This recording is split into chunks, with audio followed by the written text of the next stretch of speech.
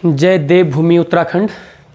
प्यारे विद्यार्थियों, आप सभी का एक बार फिर से स्वागत है थपलियाल एजुकेशन हब में। तो प्यारे विद्यार्थियों, जैसा कि आप जान रहे होंगे, आज Uttarakhand police constable admit card 2022 जारी हुआ है।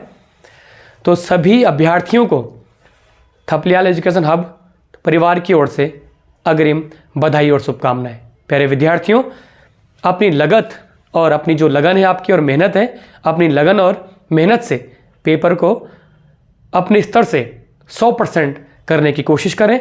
और जितना आपको आता है, माना कि आपने बहुत अच्छी मेहनत करी है, वो कई बच्चे काफ़ी टाइम से प्रिपरेशन भी कर रहे हैं, आपको अपने ऊपर भरोसा और विश्वास इस बार दिखाना है। और विश्वास की जीत होती है। आपको अपना 101% योगदान देकर आना है, ठीक है।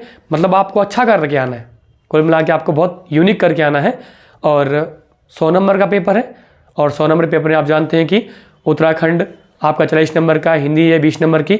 तो पहले माना 100 नंबर का पेपर है, और 100 नंबर के पेपर में से जो पहले आपको आ रहा है उसको फटाफट से पेपर में पहले उसको देखें। जो आपको ये लग रहा है कि टफ हो रहा है, उसमें टाइम वेस्ट ना करें। मेन है पेपर में टाइम वेस्ट से बचना। अब कैसे बचेंगे, सुन लीजिए थोड़ा सा। बचना कुछ नहीं, आपको क्या करना है कि 100 नंबर का पेपर है, और 100 नंबर में से आपको एक रीडिंग पहले 1 से और 100 तक जरूर मारनी है। ऐसा नहीं कि आपने 10 क्वेश्चन पढ़े और 10 वहाँ गोले करने लगे, नहीं। आपको 1 से 100 तक पूरी रीडिंग पहले मारनी पेपर की। जब आपने पूरी रीडिंग मान ली, तब आपने अपने आप का स्वतः का मूल्यांकन कर दिया है कि अब आपको कितने क्वेश्चन इसमें से आ रहे हैं। माना आपने एक रीडिंग मारी, पहले फर्स्ट रीडिंग मारी, और फर्स्ट रीडिंग मारने में आपको 5 मिनट का टाइम लगा, और 5 मिनट में आपने लगा कि मुझे जो है लगभग 50 और 60 के बीच क्वेश्चन आ रहे हैं, जो आपको एग्जैक्ट क्लियर आ रहे हैं, ठीक। उसके बाद पहली रीडिंग के बाद आपने जो एग्जैक्ट 50 क्वेश्चन जो आ रहे हैं उन पे पहले गोले मारने। उसको गोले मारने के बाद तब आपने दूसरी रीडिंग मारनी है, और जब आप दूसरी रीडिंग मारोगे उसमें से आपको जो डाउटफुल क्वेश्चंस होंगे, माना कि आपके पास ऑप्शंस में आपको लग रहा है कि यार ये भी पढ़ा, ये भी पढ़ा, ये भी पढ़ा है और ये भी पढ़ा है, फिर आपको ऑप्शन में से 4 ऑप्शन में से धीरे धीरे एक को कम करना है कि यार मतलब आपने 50-50 मत, तो 2 ऑप्शन एक तरफ रखने, 2 एक तरफ। तो जहां आपका मत वेटेज ज़्यादा लगे कि ये हो सकता है, उस हिसाब से आपको, अगर किसी विद्यार्थी को 100 में से 70-75 के आसपास एग्जैक्ट आ रहे हैं पेपर के हिसाब से, अगर टफ पेपर होगा तो 70-72 इनफ है, तब ज़्यादा मत छेड़ें, माइनस में मत जाए। अगर आपको लग रहा है कि पेपर आसान है और अगर मेरे 70 आ रहे हैं, अब देखो विद्यार्थी आकलन कैसे करता है बेटा, विद्यार्थी आकलन करता है अपनी मेहनत पे, कि मैंने इतना पढ़ा हुआ है, अगर मुझे इतने पढ़ने के बाद मेरे 70 तक ही आ रहे हैं, इसका मतलब जब तुमने इतना ज़्यादा अपना मूल्यांकन कर लिया है कि हम तो पिछले 6-7 साल से 6-7 महीने से इसके लिए तैयारी कर रहे हैं, या 1 साल से कर रहे हैं, या कोई 1.5 साल से कर रहा है, वो मूल्यांकन स्वतः करना होता है। तब आपको लग रहा है कि यार मैंने 1.5 साल पढ़ा और मुझे सिर्फ इतना ही आ रहा है, तो अपना मूल्यांकन करें। आप 70-75 पे छोड़ दें पेपर, इतने एग्जैक्ट आ रहे हैं, छोड़ दें, सिलेक्शन होगा, ठीक। अगर आपको लग रहा है आसान है और मतलब मेरे को जो इतना आ रहा है दूसरे को कितना आ रहा हो, तो उस हिसाब से अपना मूल्यांकन जरूर करें। मेरे कहने का मतलब है कि पेपर में आपको अपना मूल्यांकन करना जरूरी है, ठीक है। आज मैं आपको पेपर संबंधित कुछ इंपॉर्टेंट बताऊंगा बोर्ड में, जहां से एक आध क्वेश्चन पूछेगा, ठीक।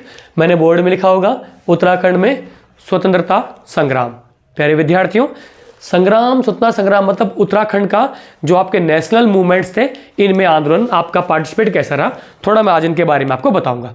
जैसे देख लेते हैं। पहले सबसे पहले बेटा ध्यान रखना कि यहां पर संपूर्ण भारत में मूवमेंट चल रहा था, स्वदेशी आंदोलन। क्या चल रहा था? स्वदेशी आंदोलन। अब स्वदेशी मूवमेंट चल रहा है संपूर्ण भारत में, तो भला उत्तराखंड पीछे रहने वाला है? नहीं, भारत में स्वदेशी मूवमेंट चल रहा था। और आपको पता है स्वदेशी मूवमेंट चल रहा था 7 अगस्त 1905 स्वदेशी मूवमेंट की डेट है। संपूर्ण भारत में स्वदेशी मूवमेंट चल रहा है और उत्तराखंड भी पीछे रहने वाला नहीं है। जब उत्तराखंड पीछे रहने वाला नहीं है तो उत्तराखंड ने भी इसमें पार्टिसिपेट करने की कोशिश की, यानी कि उत्तराखंड ने भी इसमें भाग लेने की कोशिश की। अब उत्तराखंड भाग ले रहा है अपने नेशनल मूवमेंट में। यानी कि भाग का मतलब यह है कि जो नेशनल मूवमेंट के जो नेता हैं, जो आपके नेशनल जो मूवमेंट, जो राष्ट्रीय, आपको जो नेशनल आंदोलन के, राष्ट्रीय आंदोलन के जो नेता हैं, इन नेताओं से, जो नेता हैं, इन नेताओं से उत्तराखंड के जो नेता हैं हमारे, चाहे गोविंद बल्लभ पंत हो, हरगोविंद पंत हो, बद्रीदत्त पांडे हो, विक्टर मोहन जोशी हो, या आपके चिरंजीव लाल हो, कई ऐसे बड़े बड़े नेता हैं जो इनसे क्या ले रहे हैं, सीख ले रहे हैं। क्या ले रहे हैं बच्चे? सीख ले रहे हैं, यानी कुछ सीख रहे हैं इनसे। ठीक, जब इन्होंने देखा कि नेशनल मूवमेंट इस व्यापक तौर पर स्प्रेड हो रहा है और उत्तराखंड भी इसमें कहीं ना कहीं अपना भाग ले रहा है, तो क्वेश्चंस पुट अप होंगे कि देखो इनका नेतृत्व, जब इन्होंने देखा कि ये लोग नेता कैसे अपना पूरे भारत में अपना नेतृत्व आंदोलन कैसे कर रहे हैं, तो इनको सीख मिली और इन्होंने सोचा कि क्यों ना एक ऐसा संगठन बनाया जाए, एक ऐसा संगठन बनाया जाए जो संगठन पूरे उत्तराखंड में राष्ट्रीय आंदोलन के लिए काम करे। ठीक, और काम तो करे जो उत्तराखंड में परिस्थितियां हैं, इन परिस्थितियों को भी सरकार के सामने लाए और रखे। ठीक, तो आपको पता होगा, सभी जानते होंगे, 1912 में उत्तराखंड में 1912 में स्थापना हुई थी बच्चे अल्मोड़ा कांग्रेस की। किसकी स्थापना हुई थी? अल्मोड़ा कांग्रेस। ठीक, 1912 में अल्मोड़ा कांग्रेस की स्थापना हुई, क्योंकि आप जानते हैं सभी कि भारत में कांग्रेस की स्थापना कब हुई। एक क्वेश्चन ये भी कई बार बोलता है, भारत में कांग्रेस की स्थापना, तो सभी जानते हैं आप लोग कि भारत में कांग्रेस की स्थापना कब हुई। तो भारत में कांग्रेस की स्थापना हुई थी, आप जानते हैं, 28 दिसंबर 1885। ये सभी जानते हैं आप कांग्रेस की स्थापना। क्लियर? लेकिन उत्तराखंड में कांग्रेस की स्थापना हुई थी आपकी 1912 में। क्लियर?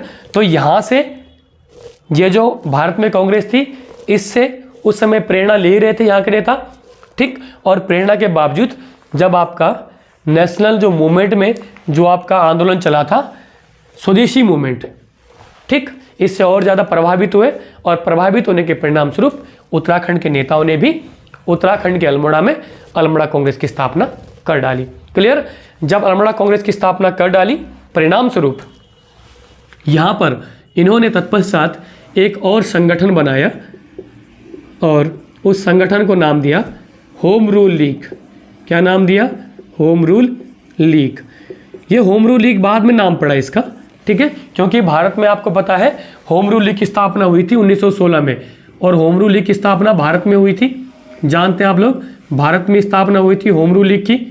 और होम रूल लीग की स्थापना करने का जो आपका श्रेय जाता है वो जाता है एनी बेसेंट और बीजी तिलक को। ठीक है, उसी, देखो ऐसा तो होगा नहीं कि पहले हम बनाएंगे तब ये लोग होम रूल लीग बनाएंगे, इनसे प्रेरणा हम लेंगे तो हमारी बनेगी। लेकिन क्या है, आपकी जो बुक्स है उसमें जो है उत्तराखंड में होम रूल लीग दे रखा है 1914। तो जब पेपर में पूछा गया है इसी को ऑथेंटिक माना है, तो हम भी इसी को मानते हैं। 1914 में उत्तराखंड में होम रूल लीग की स्थापना हुई थी। ठीक है, अल्मोड़ा एक शाखा स्थापित की गई थी होम रूल लीग की 1914 में। कई बुकों में 1914 है, कईयों में घनश्याम जोशी वगैरह जितनी भी बुकें हैं उसमें 16 दिया हुआ है। ठीक है, लेकिन आपके पेपर के हिसाब से 14 मानता है तो 14 ही आप लोग मानेंगे। जब हमने नेशनल मूवमेंट जो आपके राष्ट्रीय आंदोलन थे, और राष्ट्रीय आंदोलन में हमारे जो नेशनल मूवमेंट थे, इन नेशनल मूवमेंट में जो हमने पार्टिसिपेट किया कि उत्तराखंड के लोग किस तरह से बढ़ चढ़ कर नेशनल मूवमेंट में भाग लें, तो हमने इन संगठनों के माध्यम से नेशनल मूवमेंट में जुड़ने का प्रयास किया। जब हमने जुड़ने का प्रयास किया तो हमारे जो अल्मोड़ा कांग्रेस थी इसकी जड़ें मजबूत होने लग गई। ठीक, और अल्मोड़ा कांग्रेस ने अपना पैर पसारना इतनी जल्दी प्रारंभ कर दिया कि अल्मोड़ा कांग्रेस के पैर जल्दी पसरने लग गए। यानी कि अब क्या होगा बच्चा, ध्यान देना, कांग्रेस जब पैर पसारेगी तो युवा नेतृत्व भी आएगा आगे, और युवा नेतृत्व आगे आएगा तो सपोर्टिव रहेगा और सपोर्ट करेगा। और जिस भी मूवमेंट में आपने देखा होगा, इतिहास उठाकर देख लेना, जिस भी मूवमेंट में युवा सपोर्टिव रहेगा वो मूवमेंट चलेगा। युवा जुड़े, परिणाम स्वरूप हमने स्थापना कर डाली एक कुमाऊं परिषद की। ठीक, डस्टर का कुमाऊं परिषद की। तो आइए थोड़ा सा जो मुख्य जो चीज़ है हमारे पास वो है कुमाऊं परिषद। कब कब बनी, अध्यक्षता किसने की, कहाँ की, अधिवेशन कितने हुए कुमाऊं परिषद के, उन पे आज मुख्यतः जो चर्चा होनी है वो उन पे होनी है कि कितने, डस्टर, कितने हुए थे अधिवेशन। ठीक है, तो उन पे हमें चर्चा जरूर करनी है। क्लियर? देखते हैं आज उस पर चर्चा करेंगे। तो आइए चर्चा कैसे करते हैं देख लेंगे।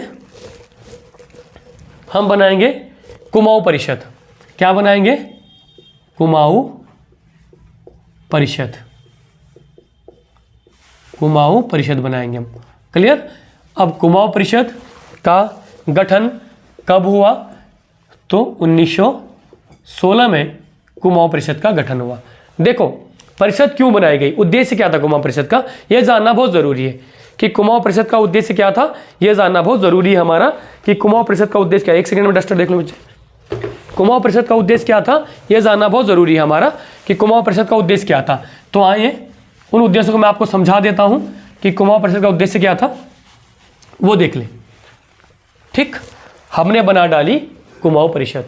अब कुमाऊं परिषद जब हमने बना डाली तो इसके दो लक्ष्य थे। देखना दो लक्ष्य क्या है। एक कि कुमाऊं परिषद का साल में एक वार्षिक अधिवेशन जरूर होगा। एक वार्षिक अधिवेशन, एक मीटिंग, एक वार्षिक अधिवेशन होना चाहिए। पहली शर्त, ध्यान देना बच्चे, पहली शर्त क्या थी कि कुमाऊं परिषद का एक वार्षिक अधिवेशन एक साल में जरूर होना चाहिए।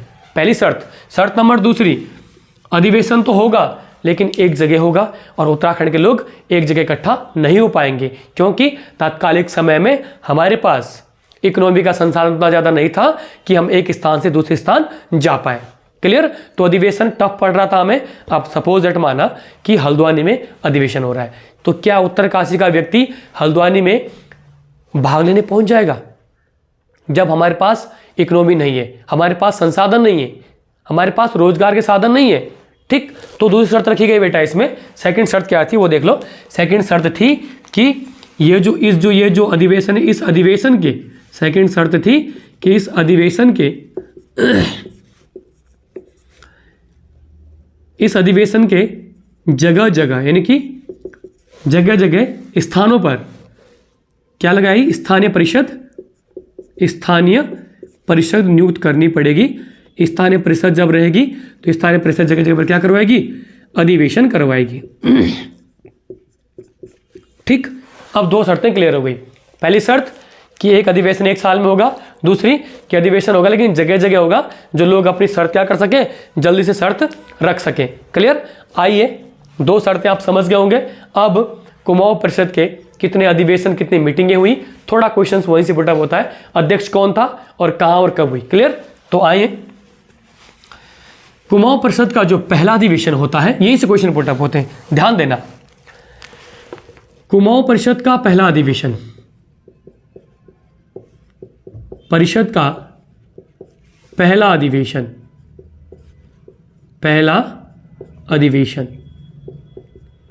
कुमाऊं परिषद का पहला अधिवेशन होता है बच्चे वर्ष सितंबर 1917, याद रखना। और पहला अधिवेशन होता है आपका अल्मोड़ा में। कहाँ होता है? अल्मोड़ा में। और इस पहले अधिवेशन के अध्यक्ष कौन थे? तो अध्यक्ष थे आपके जयदत्त जोशी। याद रखना आप, ये क्वेश्चन पुटअप होता है कि कुमाऊं परिषद का पहला अधिवेशन कब हुआ था? सितंबर 1917। कहाँ हुआ था? अल्मोड़ा में हुआ था। अध्यक्षता किसने की थी? जयदत्त जोशी ने की थी। निष्कर्ष क्या निकला? थोड़ा चर्चा मैं निष्कर्ष पर जरूर करूंगा, और निष्कर्ष पर चर्चा इसलिए करता हूं मैं क्योंकि पता होना चाहिए अधिवेशन का निचोड़ क्या निकला।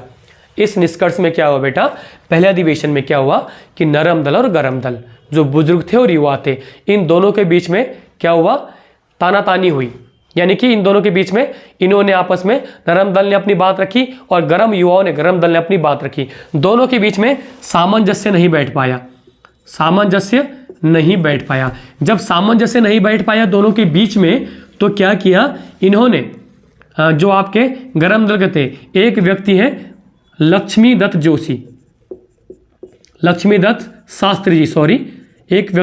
शास्त्री।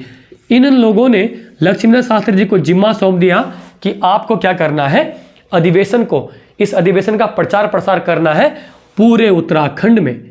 अब यानी कि पूरे उत्तराखंड में प्रचार प्रसार के लिए किसके लिए?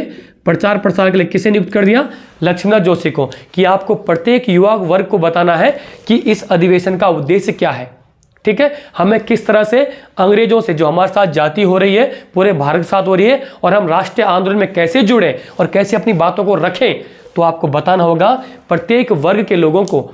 लक्ष्मीदत्त जो आपके शास्त्री जी, आपको घर घर जाके बताना है कि परिषद का गठन किस उद्देश्य से हुआ है। परिणाम स्वरूप पहले अधिवेशन में कुमाऊं परिषद स्थानीय जो लोग थे उनके लिए पहली बार लक्ष्मीदत्त जो शास्त्री जी के सहयोग से यह परिषद लोकप्रिय होने लगी। तो आपकी जो परिषद है यह बड़ी लोकप्रिय हो गई पहले ही अधिवेशन में। क्लियर? पहला अधिवेशन याद रहना चाहिए, 1917 सितंबर अल्मोड़ा में हुआ था। अध्यक्षता जयदत्त जोशी ने की थी, जो एक अवकाश प्राप्त डिप्टी कलेक्टर थे। क्लियर? सेकंड अधिवेशन, कुमाऊं परिषद का द्वितीय अधिवेशन देख लेंगे फटाफट से और निष्कर्ष भी निकाल लेंगे इसका। अब लिखेंगे कुमाऊं परिषद का, यानी कि परिषद का द्वितीय अधिवेशन, परिषद का द्वितीय अधिवेशन। और परिषद का द्वितीय अधिवेशन हुआ बेटा 24-25 दिसंबर 1918। और द्वितीय अधिवेशन हुआ आपका हल्द्वानी में। कहाँ हुआ? हल्द्वानी में। और द्वितीय अधिवेशन की अध्यक्षता की राय बहादुर तारा दत्त गैरोला। द्वितीय अधिवेशन की अध्यक्षता किसने की? राय बहादुर तारा दत्त गैरोला। और निष्कर्ष क्या निकला? निष्कर्ष देखेंगे, निष्कर्ष क्या निकला उस पर चर्चा करेंगे। देखो द्वितीय अधिवेशन में क्या हुआ कि द्वितीय जो आपका सेकंड जो कुमाऊं परिषद का दूसरा अधिवेशन हुआ 24-25 दिसंबर 1918 को हुआ, हल्द्वानी में हुआ। अध्यक्षता तारादत्त गैरोला जी ने की। निष्कर्ष निकला कि इस अधिवेशन में याद रखना युवा वर्ग हावी रहा, युवा वर्ग हावी रहा।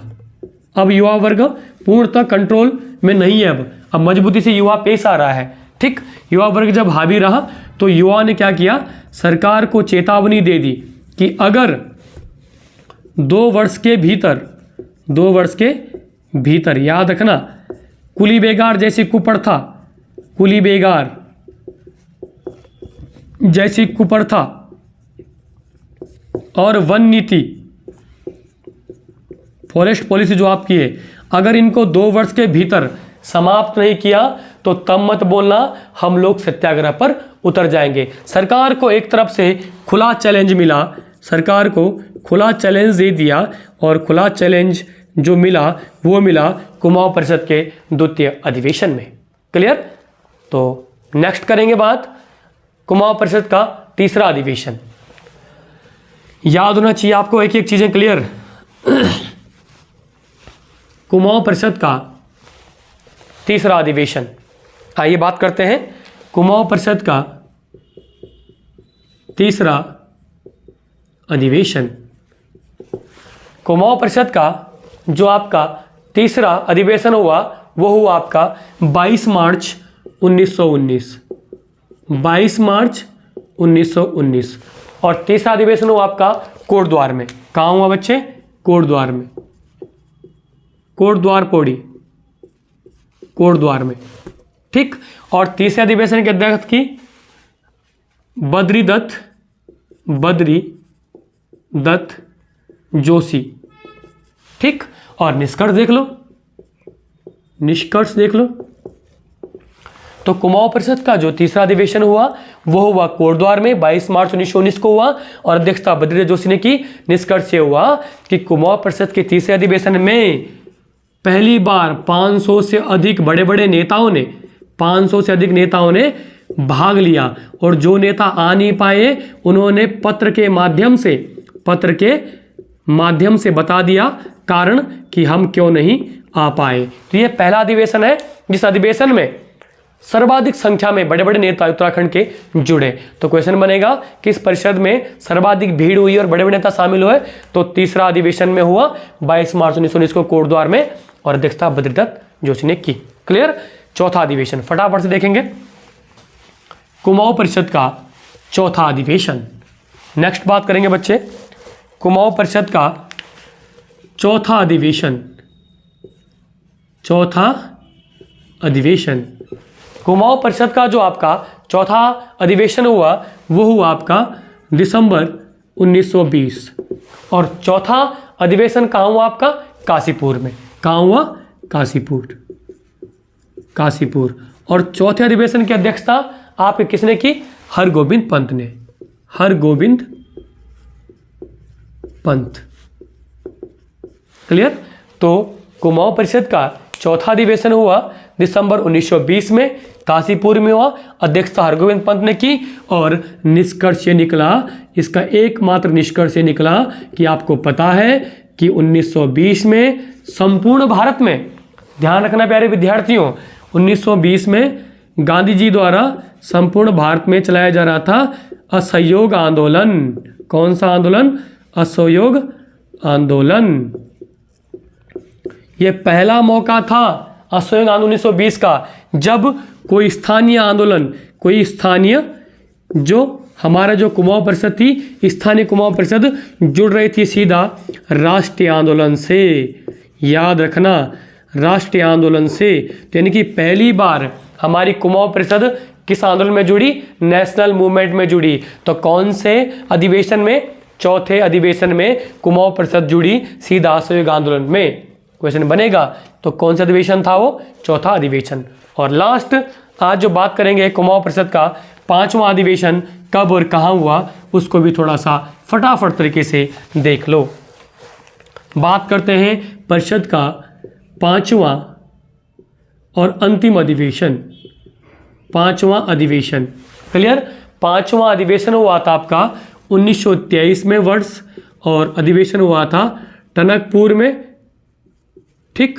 और अधिवेशन की अध्यक्षता की थी बद्री दत्त पांडे जी ने। किसने की थी? बद्री दत्त पांडे जी ने अधिवेशन की अध्यक्षता की थी। क्लियर?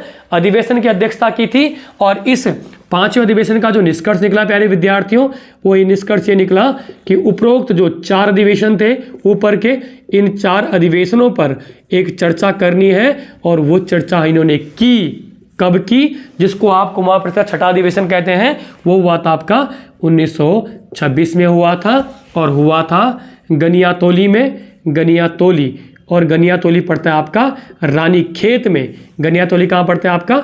रानीखेत में। और इसकी अध्यक्षता की थी बैरिस्टर आपके मुकुंदी लाल ने। किसने की थी? मुकुंदी लाल ने की थी इसकी अध्यक्षता। इसको मानते हम कुमाऊं परिषद का छठा अधिवेशन। इसको अधिवेशन तो गिनते नहीं, मुख्यतः 5 थे, लेकिन निष्कर्ष करने के लिए इन्होंने एकमात्र अधिवेशन बनाया था, छठा अधिवेशन गनियातोली रानीखेत में। और इसकी अध्यक्षता मुकुंदलाल की थी। और चौथे जो आपका पांचवा जो अधिवेशन था, पांचवा अधिवेशन की अध्यक्षता की थी बद्रीदत्त पांडे जी ने। 1923 में हुआ था, आपके टनकपुर में हुआ था। निष्कर्ष निकला था उपरोक्त जो 4 अधिवेशन हुए हैं उस पर चर्चा और अमल करना है। और तब जाके अमल करने के लिए बैठक बिठाई गई थी गनियातोली रानीखेत में 1926 में, जिसकी मीटिंग अध्यक्षता की थी बैरिस्टर मुकुंदलाल ने। तो प्यारे विद्यार्थियों, यहाँ से एक आध क्वेश्चन बनता ही बनता है। और आज आपको मैंने पढ़ाया कुमाऊं परिषद किस तरह से नेशनल मूवमेंट में हमारा योगदान रहा। प्यारे विद्यार्थियों, कल से मैं एक आपके लिए, उत्तराखंड पुलिस के विद्यार्थियों ने कहा कि सर हमें डेली 10 क्वेश्चन या 20 क्वेश्चन ऐसे बताओ जो इंपॉर्टेंट होंगे। तो कल से मैं 10 या 20 क्वेश्चन आपको जब तक पेपर नहीं होता डेली बताते रहूँगा। 100-200 ऐसे क्वेश्चन बताऊँगा जिसके आने के चांसेस रहेंगे आपके एग्जाम में। ठीक है? तो आज के लिए इतना ही। बने रहें, जुड़े रहें, लाइक और सब्सक्राइब और शेयर जरूर करें। थपलियाल एजुकेशन आपके साथ इसी तरह बने रहें। धन्यवाद।